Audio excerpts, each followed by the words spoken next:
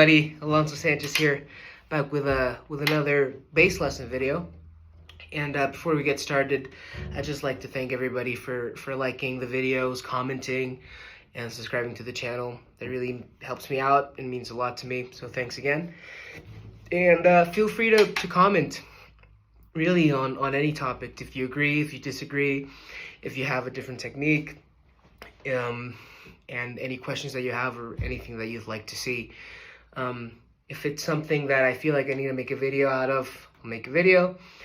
And if it's something that I can answer just on a quick comment, I always try to comment when somebody posts something. So feel free to comment and engage. And thank you again.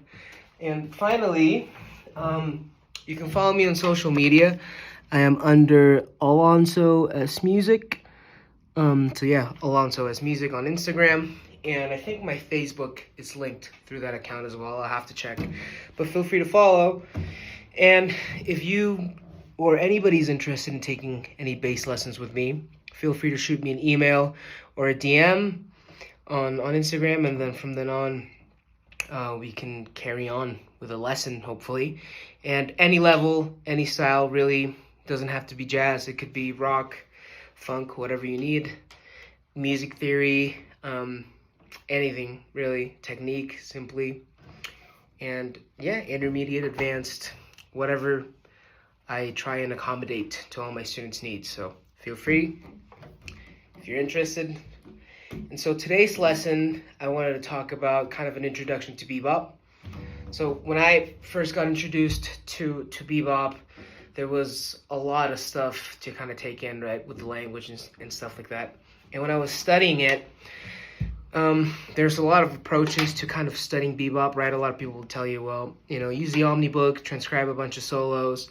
Nowadays, there's a bunch of videos on YouTube from Open Studios and all that stuff that really kind of breaks it down.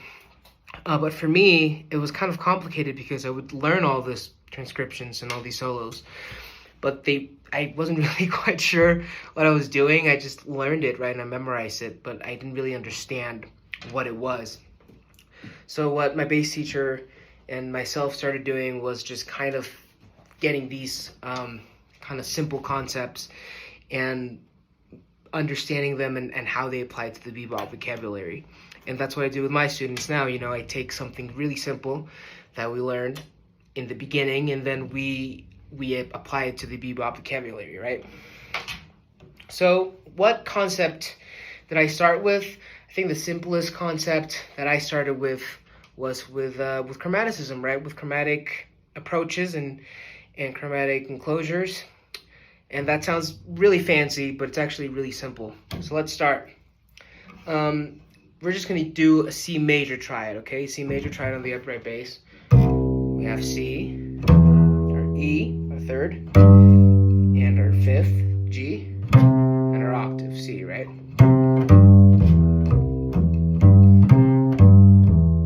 Cool. So just with that, okay, nothing else. We're not going to worry about anything else. We're going to do what we call a chromatic approach from below. So what does this mean, right? We have our target note, which is C, and we're going to go 1/2 step below that note, which would be B natural, right? We're going to do that with all the chord tones. So the next one's going to be our third, which is E. We're going to go 1/2 step below, which is E flat. Then we have G, right? 1/2 step below is what? G flat. And then again, our octave, which is C. 1/2 step below is B. So right there we have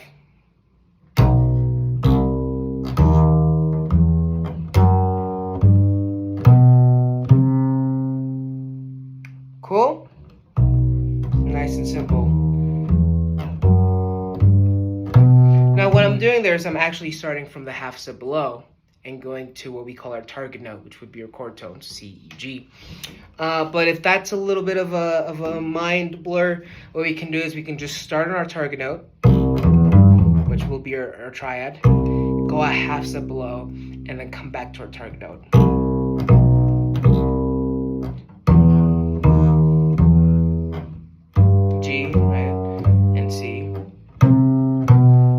the same thing. C, B, C, down below, down below, down below. Cool. Now we can do a lot of variations. We could do it like I was doing it, which I'm starting from the half step below. We can do it like we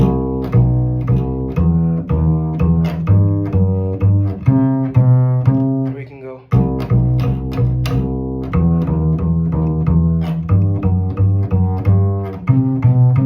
Right, but just get that sound in your ear from the half step below. Now the other one that we can do is half step above, a chromatic approach from above, right? So if B was our note from below, and again, just the C major triad, right? Root, third, fifth, octave. If I do it from below, from above, we're gonna get different notes, right? So if this is my C, above that, a half step above that is gonna be D flat. Same thing with our E. Half step above is gonna be F. G. Half step above is gonna be A flat. C again. So we can go up, above, up, above, up, above, up, above. Let's do that.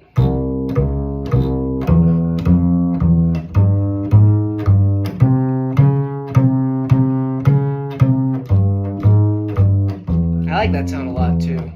It's like a Phrygian-ish sound, right? That nice half step tension. Cool, so we have half step from below and half step from above, right? Let's play with both sounds.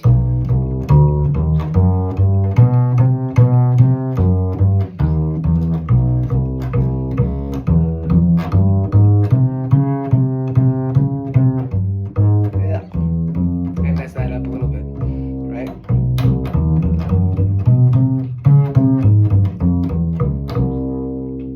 So now what we can do is what we call a chromatic enclosure, which I'm gonna have my target note. I'm gonna go target note above, target note below, target note. Da, da, da, da. And it's gonna look like this: target note above, target note again, below, target note. One more time. Target note above, target note, then below, target note. And we're going to do that with the chord tones. C, now we go to E. We go to G. And now to C.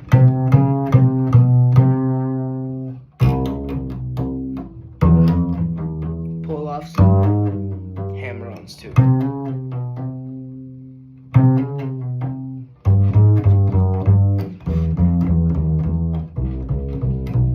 So that's a very kind of standard bebop-ish sounding vocabulary, right? We start adding the chromatics to just a simple triad, and it starts sounding like music. Now, maybe right now it still doesn't sound like music. We can start adding some rhythm to it to make it sound like music. So check it out. I'm just going to do it like a C triad, and I'm going to add different rhythms.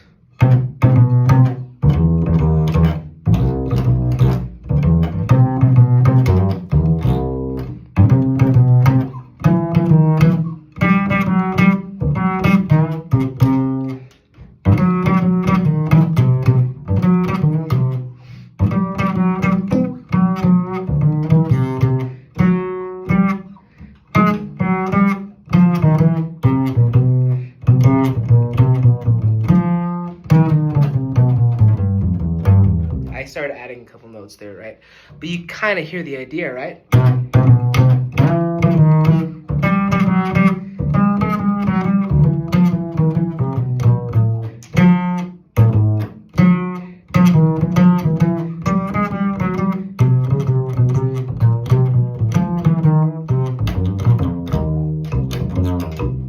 Cool. Now let's put this And another key, let's do it in F, right? And you can use this concept on any triad, right? It doesn't even have to be a 7th chord. You can get away with just playing triads, right? But we're not trying to get away with it, right? We're trying to get good. But this is an intro to it, right? Let's do an F blues, and we're gonna take root, 3rd, 5th, octave, chromatic approach.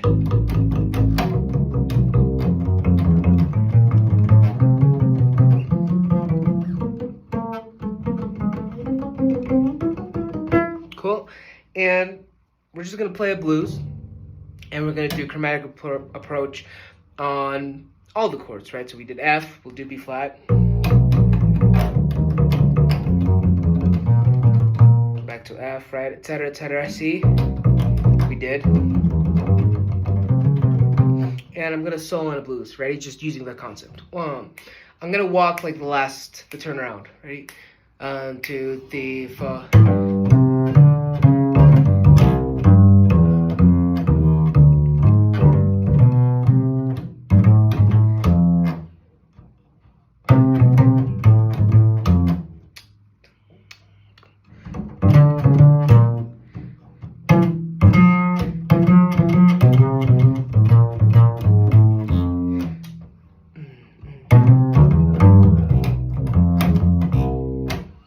I can go.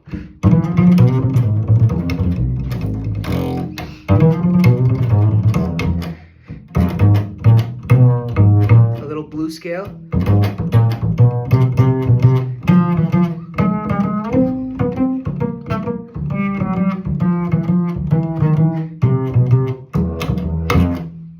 Cool.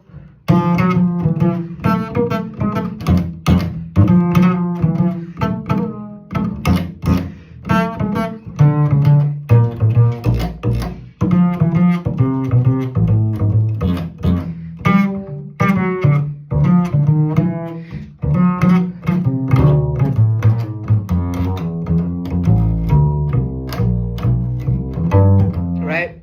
So that's a really fun concept to kind of start playing around with. And notice there, like, the rhythm changed a lot, but and I added a little bit of a blues scale in there, but it's basically just that concept, right? Taking my root, 3rd, 5th, and an octave.